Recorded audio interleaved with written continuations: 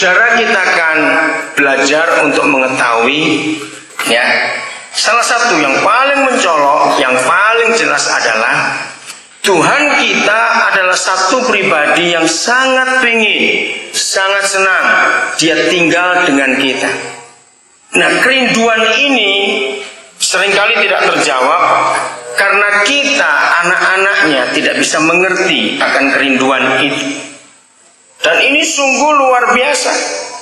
Saya percaya, saya nggak usah sebutkan ayatnya, pasti saudara masih ingat. Dalam perjanjian baru berapa kali Rasul Paulus menyatakan bahwa tidak tahukah kamu bahwa titik-titik adalah rumah Tuhan. Apa kita itu? Ayo yang lain jawab. Apa kita?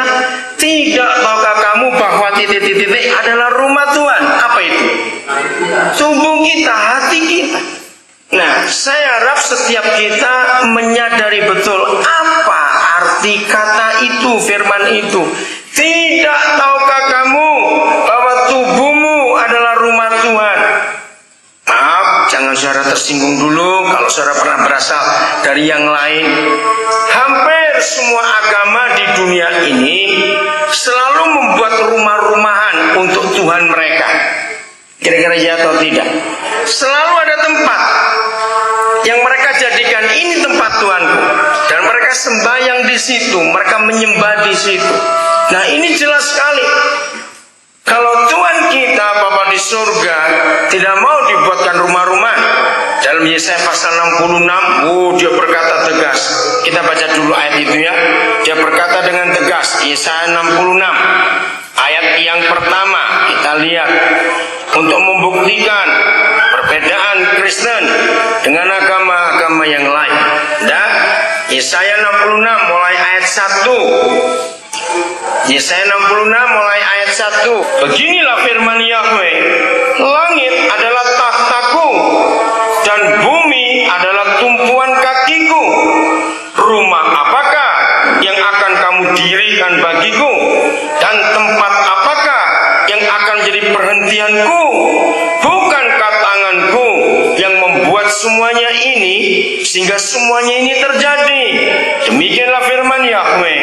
Tetapi kepada orang inilah aku memandang, kepada orang yang tertindas, patah semangatnya, dan yang gentar kepada firman-Ku. Ibu bapak saudara-saudara, kita melihat betapa hebatnya Tuhan kita. Kita tidak mungkin akan membuatkan rumah buat Dia kalau Dia sehebat itu. Ya, semua kita tahu setiap raja yang duduk di takhta, perhatikan, selalu ada bahasa Jawa bilang dingklik, selalu ada bukan kursi ya, alas untuk meletakkan kaki raja itu. Itu namanya tumpuan kaki raja. Semua raja di dunia, di samping takhtanya ada sebuah bangku kecil untuk dia berpijak. Nah, bayangkan ayat ini, kalau kursi kecilnya untuk raja itu berpijak di dalam Yesaya 66 ayat 1 ini adalah bumi, lalu tahtanya itu adalah langit. Ya, jangan bayangkan, Tuhan kita segede apa. Bukan itu maksudnya. Tapi kita membayangkan betapa hebatnya Tuhan itu. Amin. Nah, pribadi yang sebesar itu, sehebat itu, kita mau buatkan rumah-rumah segede apa? Kalau bumi ini cuma alas kakinya, bisa bayangkan nggak, saudara? Maka itu kalau dalam hidup kita sebagai orang yang mengaku percaya dan Kristen, tapi kita tidak punya iman kepada pribadi yang sehebat itu, maka sungguh kita memalukan Tuhan dalam hidup ini. Itu sebabnya untuk apa saja, saudara yang dikasihi Tuhan, belajarlah kita membandingkan semua yang ada dalam hidup kita ini, khususnya masalah-masalah, persoalan-persoalan yang ada di hidup kita ini. Jangan membandingkan dengan diri kita, tapi bandingkan dengan Dia yang hebat itu. Katakan amin. Kalau kita sudah membaca ayat ini, bahwa Tuhan yang kita sembah sehebat itu, sebesar itu, sedahsyat itu.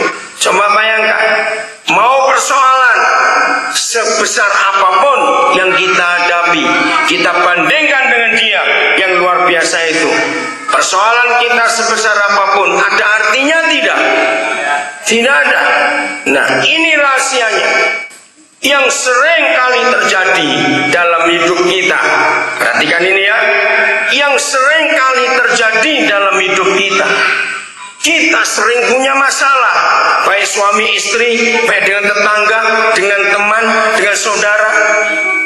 Maaf, siapa pernah bermasalah karena batas tanah? Siapa pernah bermasalah karena ternaknya, sapinya atau kambingnya? Siapa pernah bermasalah karena pohon jeruknya? Kalau semua itu bisa jadi masalah dalam hidup kita, berarti kita menganggap Tuhan kita itu kecil. Kenapa bisa begitu? Kalau kita percaya kehebatan, kedahsyatan Yesus Tuhan yang kita sembah, mau masalah apa saja yang terjadi di antara kita, itu kecil. Katakan kecil. Kecil, nggak ada artinya dibandingkan Dia sehebat itu. Nah, kalau kita mempercayai Dia yang sehebat itu, masalah apa yang nggak pernah bisa selesai dalam hidup ini? Kenapa kita mesti ngotot, kita berkelahi, kita bertengkar dengan tetangga dan saudara kita? Mau urusan apa? Maka itu dalam segala hal, saudara, untuk kita hidup ini, kenali itu yang maha besar, yang hebat, yang dahsyat, yang maha kuasa dan maha segala-galanya. Tinggalnya di mana? Bukan di surga lagi. Baru diomongin, belum setengah jam lupa. Di mana tinggalnya? Ayo jawab, tinggalnya di mana? Di hidup kita. Saya bilang di surga kejauhan, naik apa ke sana? Jadi selama ini, kalau saudara masih menganggap Tuhan kita tinggal di surga, itu salah. Dia sudah punya rumah di bumi. Siapa rumahnya? Kita, hidup kita ini, tempat kediamannya. Dan itu sungguh luar biasa.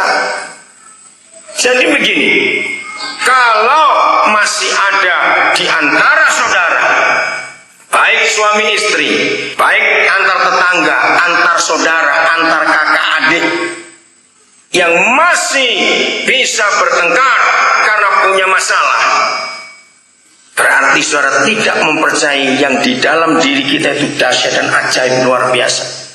Maka itu kita perlu bertengkar, kita perlu ngotot, kita perlu ribut, ngajak bermasalah dengan orang itu karena dia kurang ajar, enak saja, dia maunya sendiri. Maka itu kita bertengkar. Jadi tolongnya Bapak Gembala, tolong para majelis, kalau sampai ada jemaat bisa bertengkar satu dengan yang lain, apalagi kalau sampai ada orang Kristen bertengkar dengan yang belum Kristen, Tuhan itu dipermalukan betul-betul. Kira-kira ya atau tidak? Malu, sudah. Jadi tolong para Bapak Gembala dan para majelis, kalau sampai ada jemaat yang masih bisa bertengkar, apalagi berkelahi dengan orang lain, entah karena uang, entah karena batas tanah, entah karena tanaman, pohon, masalah ternak, saudara, kita menghina Tuhan kita. Ya mudah-mudahan majelisnya gak bertengkar juga. Jadi untuk apa saja dalam hidup ini, suami istri mulai dari kita dulu. Saya selalu berkata kepada semua teman para gembala, untuk melihat, untuk menilai apakah jemaat itu, apakah anak-anak Tuhan itu sungguh-sungguh hidup takut akan Tuhan. Maka ukurannya adalah dalam seminggu berapa kali gegeran suami istri itu.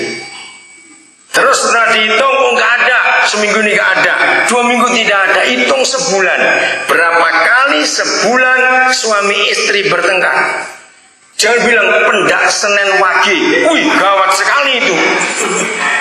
Awas, artinya wow, setiap Senin Wage atau setiap hari apa itu pasti bertengkar. Jangan bangga kalau rajin gegeran kok bangga.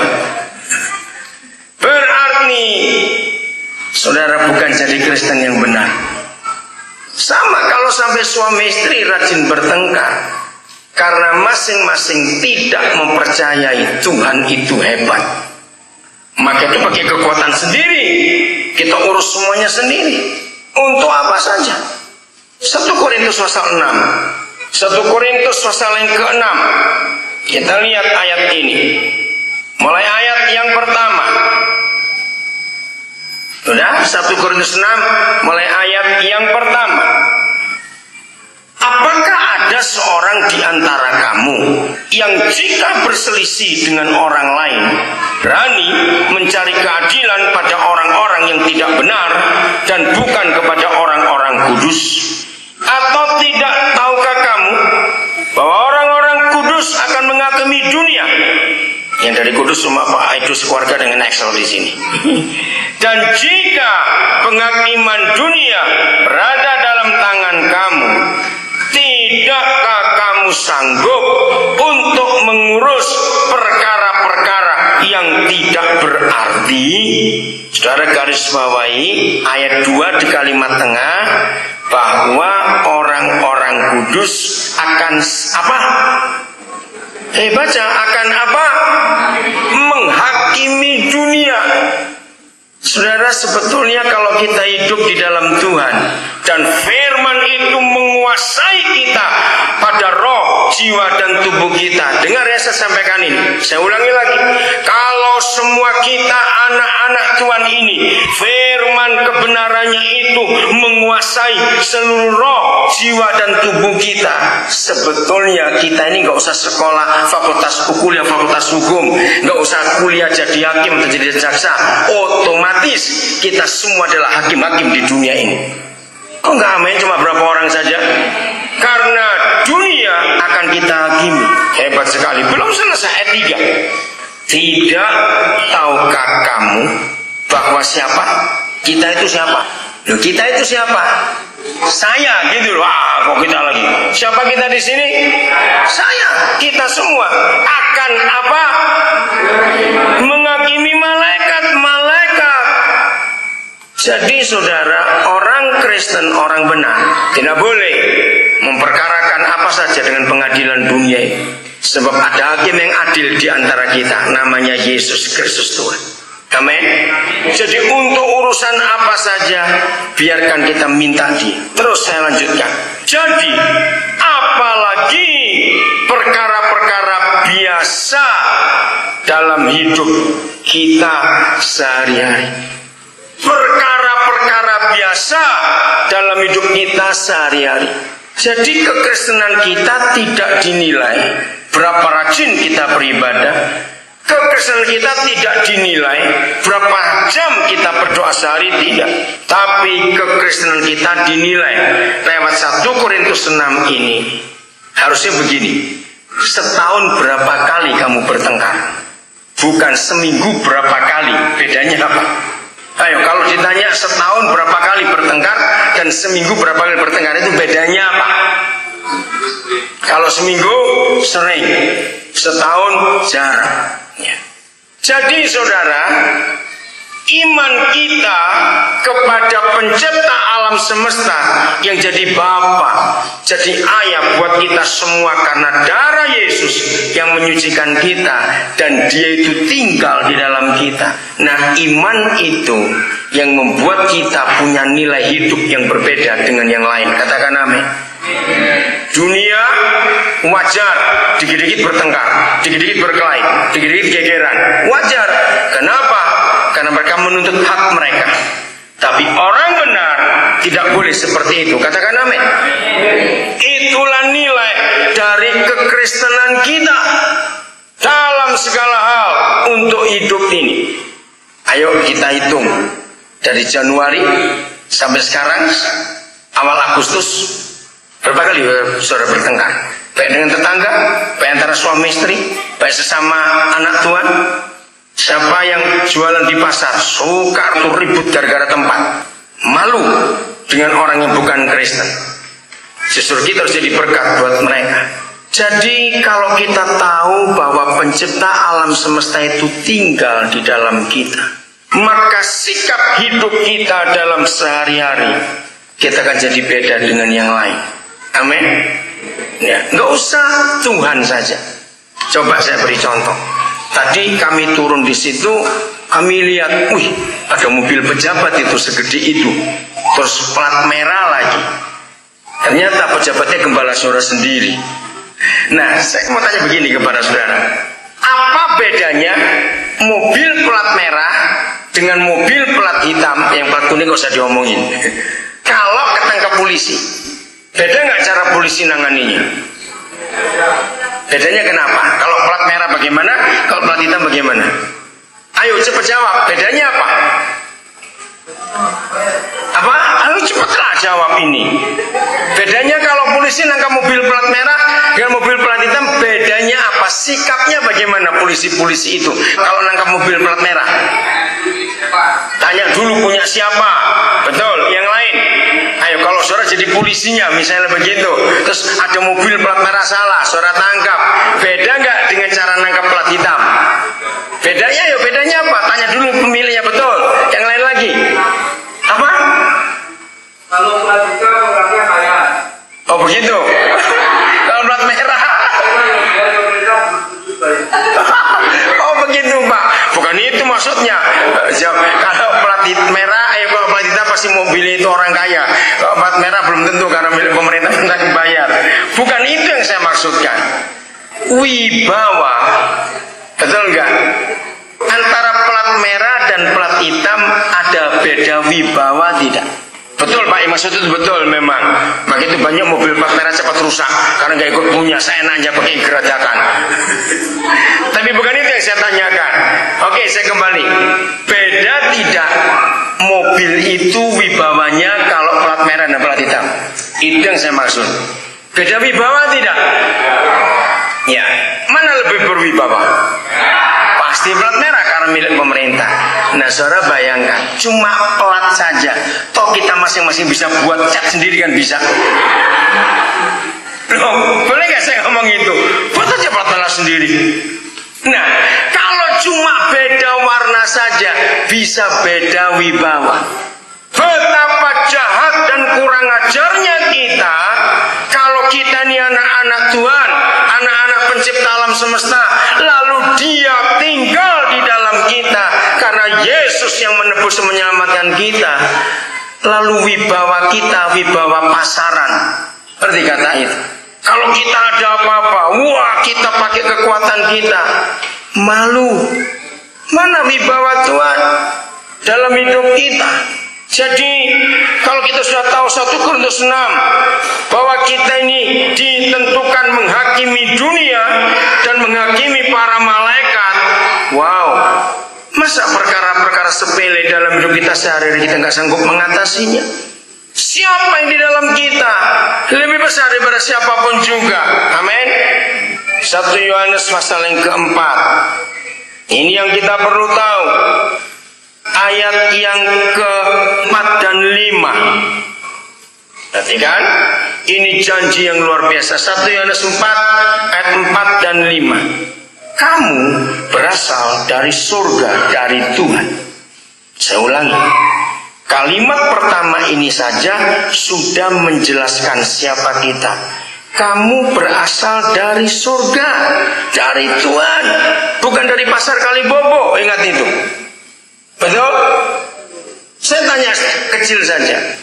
Kalau kita ketemu orang, wah dia ini berasal dari Amerika, beda nggak cara kita pandang secara keadaan umum? Beda cara kita memandang. Firman ini menyatakan kita berasal dari mana? Dari surga, dari Tuhan sendiri, dari pencipta anak, dari pencipta alam semesta. Saya ulangi, kamu berasal dari Tuhan, anak-anakku, dan kamu telah mengalahkan nabi-nabi palsu atau roh jahat itu. Sebab, ayo baca sama-sama ayat ini. 1, 2, 3. Sebab roh yang ada di dalam kamu lebih besar daripada roh yang ada di dalam dunia. Oh enggak, amin?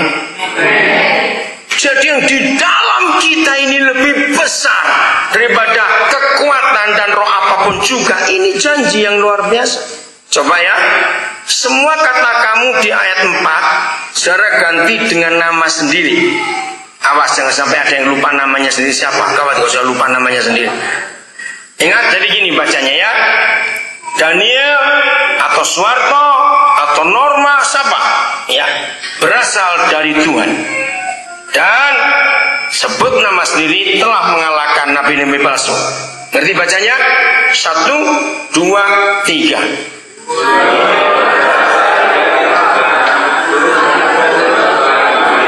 Ya. Sebab roh yang ada di dalam Daniel lebih besar pada roh yang ada dalam. Ayo sorak-soran untuk tepuk tangan buat Yesus Tuhan kita yang luar biasa itu. Jadi mulai hari ini anak-anak Tuhan, kemanapun kita pergi, sama saya beri contoh. Kalau suatu saat Bupati Nabire itu ngajak saudara jalan-jalan ke Makassar, ke Surabaya, ke Jakarta, selalu bersama Pak Bupati, bangga nggak? Selama jalan dengan Pak Bupati, takut nggak kekurangan uang? Kenapa? Iya, jadi kalau saudara jalan dengan Pak Bupati, jangan bawa dompet, jangan bawa ATM. Oh enggak, amin. Diajak kok pasti dibayarin. Nah, padahal Bupati itu kan bisa pensiun, betul tidak? Dan Bupati itu manusia, tapi kita pun bangga kalau jalan dengan dia. Apalagi jalan dengan presiden. Wih, gua dindasnya malah. Pusar kepala betul nanti itu. Wih, presiden. Pasti itu foto saudara dijejer dari pertigaan, dari perempatan. Gua gede foto itu SP3. Ada fotonya keren. Karena jalan dengan presiden. Jalan bersama. Dengar ya. Jalan bersama. Itu bisa hilang nggak satu dengan yang lain? Bisa, karena cuma bersama. Tapi dari awal tadi kita sudah belajar, Tuhan tidak berjalan bersama kita, Dia tinggal di dalam kita. Itu yang luar biasa. Harta ada kita bahasa Jawa nggak? Nih, bagaimana orang Jawa kalau kita bahasa Jawa ini? Ada yang punya kita bahasa Jawa? Nggak ada. Hah? Oh, di situ ada. Ini coba cari.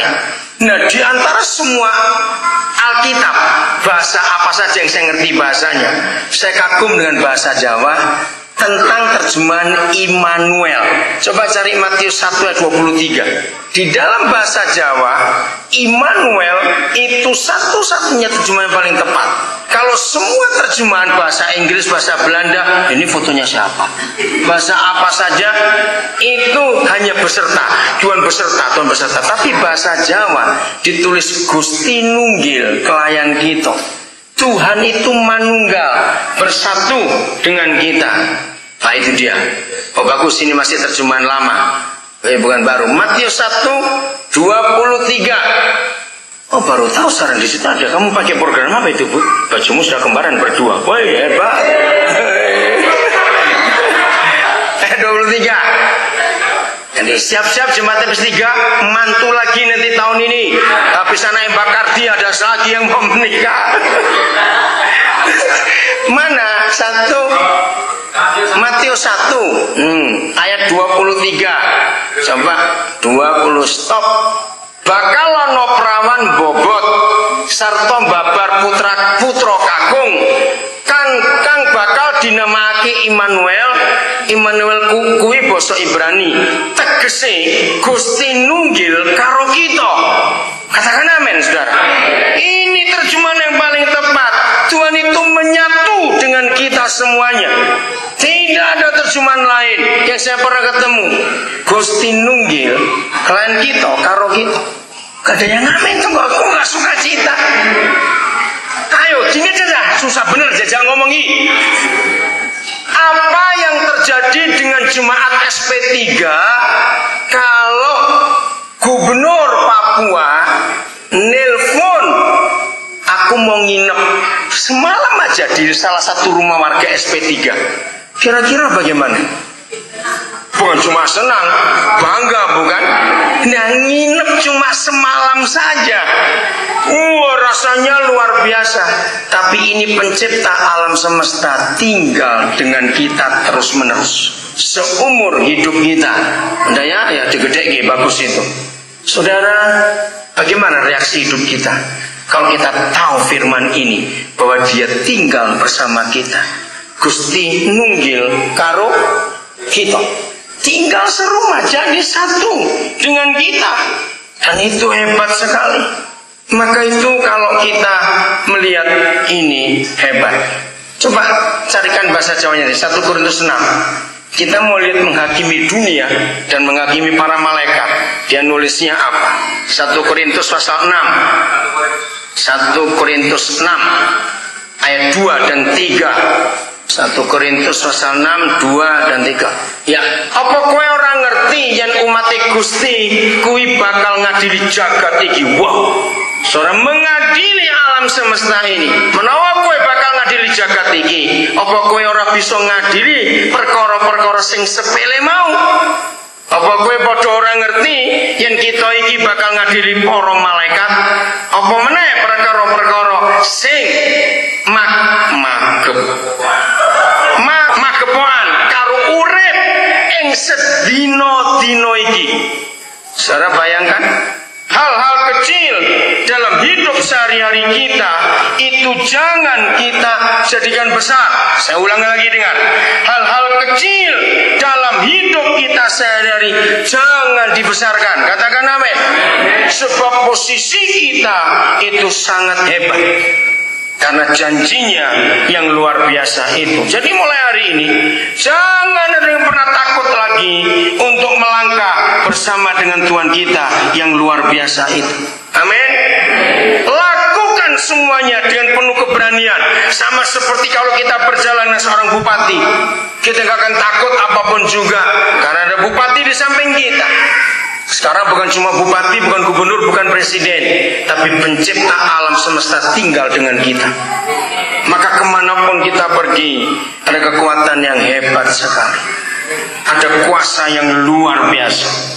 Carikan tadi 1 Yohanes 4 ayat 4 bahasa Jawanya. Kita mau melihat supaya kita tidak ragu-ragu lagi dalam menjalani kehidupan ini. 1 Yohanes 4 ayat yang keempat. Nanging he anak-anakku, kowe padha para putrane Gusti, kowe wis padha ngalahake para nabi palsu. Sama gitu, awet roh sing dumunung ana ing kowe ngungkuli roh sing dumunung ana ing wong-wong sing asale saka ing jagat iki. Katakan amin. Siapapun orang yang ketemu kita, siapapun, lihat ayat ini, roh yang di dalam kita lebih daripada semua orang-orang yang ada di dunia ini. Jadi nggak perlu takut, tapi ingat nggak boleh sombong dalam hidup ini. Amin. Yang berikut kita lihat. Inilah janji yang Tuhan berikan kepada kita. Ibrani pasal yang ke-13. Ibrani pasal yang ke-13. Ayat yang ke-5 dan 6. Saya baca bahasa Indonesianya dulu. Janganlah kamu menjadi hamba uang, dan cukupkanlah dirimu dengan apa yang ada padamu. Karena Tuhan telah berfirman, aku sekali-kali tidak akan membiarkan engkau, dan aku sekali-kali tidak akan meninggalkan engkau. Artinya apa? Apa hubungannya? Jangan jadi hamba uang, lalu ada janji bahwa Bapa di surga sekali-kali tidak akan membiarkan engkau. Artinya begini, seringkali ketika kita ketakutan soal uang, seringkali ketika kita khawatir masalah uang, kita tuh bertengkar, saudara, kita tuh berkelahi, kita menuntut. Di sini kita tahu firman ini, kalau toh uang itu hak kita, lalu orang itu ambil, ini janjinya. Jangan kamu jadi hamba uang lalu kamu berkelahi dengan orang-orang itu. Cukupkan dirimu dengan apa yang ada. Artinya walaupun orang ngambil uang kita, kita nggak akan mati kelaparan. Maka itu janji ini Tuhan berfirman, sekali-kali aku tidak akan membiarkan engkau, sekali-kali aku tidak akan meninggalkan engkau. Ayat 6. Sebab itu dengan yakin kita dapat berkata, Yahweh adalah penolongku, aku tidak akan takut.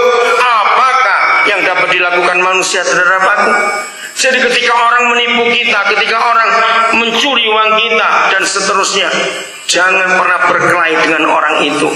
Jaminan Tuhan itulah bagian kita. Ayat 5. Ini masih terjemahan salah, ini terjemahan baru, bukan terjemahan lama. Karena kalau terjemahan lama masih pakai kata Yehuwa. Kowe aja padha karem bondo, padha marmo karo apa sing kok duweni. Awit Gusti wis ngendika, aku ora bakal negakake kowe lan kowe ora pisan-pisan bakal daktilan. Ini janji yang hebat. Saya tanya kepada saudara, janji semua manusia di dunia bisa ingkar tidak? Bisa. Tapi janji surga tidak pernah ingkar. Jadi jangan kita sibuk karem bondo dunia ini. Etnam. Mulane kita padha ngucapo kanthi yakin. Ini yang kita harus ucapkan dengan percaya. Mungkin Gusti kang bakal mitulungi aku ora wedi manungsa bisa menggawe apa marang aku.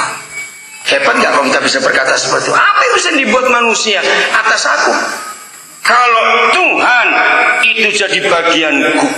Jadi siapa yang hari-hari ini atau minggu yang lalu sedang bertengkar karena sesuatu dengan tetangga, dengan saudara seiman, dengan orang di pasar, atau dengan siapa saja, kita menghina Tuhan.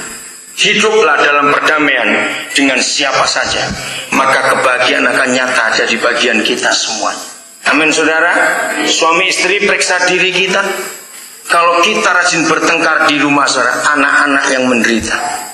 Seharusnya makin tua usia kita, makin lama usia pernikahan kita, harusnya kita dua itu makin kenal. Betul tidak? Karena makin lama kita tinggal serumah, sapaturon, tinggal satu tempat tidur, harusnya makin kenal. Maaf jangan tersinggung saya ngomong ini. Seharusnya masing-masing suami istri sudah hafal ambunin tutip bojone dhewe. Ngerti kata itu? Katakan amin cepat. Iya atau tidak? Ya harusnya. Harus hafal. Jadi kalau istri atau suami ngentut gak usah tanya iki ambunin tutip sapa ya? Oh nemen niku ndak bisa hafal.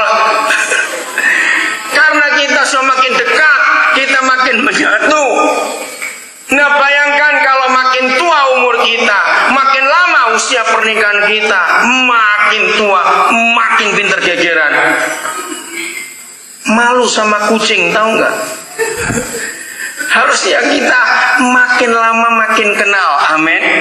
Oh ini suamiku, oh ini istriku. Maka itu tolong para gembala majelis jemaat perlu diperiksa. Kalau sampai sudah sekian tahun sudah mutu, sudah punya cucu, masih gegeran terus, malu itu. Maka itu saudara, pengenalan kita kepada Bapa di surga dan perjuangan kita dengan hidup ini. Selama kita tahu yang tinggal dalam kita itu siapa, maka hal-hal kecil kita nggak usah takut, hal-hal besar pun kita nggak usah takut, sebab yang di dalam kita lebih besar dari apapun juga dalam dunia ini. Amin. Maka hidup damai sejahtera, baik antara suami istri, baik dengan tetangga, dengan saudara, dengan teman, dan semua orang. Hidup itu ada surga dalam kita, karena Raja Surga tinggal dengan kita semuanya. Ayat yang terakhir, supaya kita betul-betul makin mengenal siapa Yesus Tuhan itu. 1 Petrus 4 mulai ayat 7. Judulnya apa? Hidup orang Kristen. Nah ini harus kita pakai dalam hidup kita. Kesudahan segala sesuatu sudah dekat. Karena itu kuasailah dirimu dan jadilah apa? Tenang, supaya kamu dapat berdoa. Saya ingin tahu bahasa Jawa. Dan jadilah tenang. Bahasa Jawanya itu apa? Ayat 7. Samu barang wis meh tekan kikise. Mulane kowe kudu padha bisa ngereh awakmu dhewe. Nah, ngereh bisa menahan, bisa menguasai dirimu. Diwaspada lan ndedonga. Saudara, tahan emosi kita, kuasai diri kita supaya kita bisa tenang sehingga kita bisa berdoa. Ayat 8. Tetapi yang terutama dalam nama Yesus, Roh Kudus, biar ini terjadi atas kita. Tetapi yang terutama Kata terutama bahasa Jawanya, sing perlu dhewe padha mempengo anggonmu tresno tinresnan, awit katresnan kuwi ngapura keluputan, penuh dengan pengampunan. Tetapi yang terus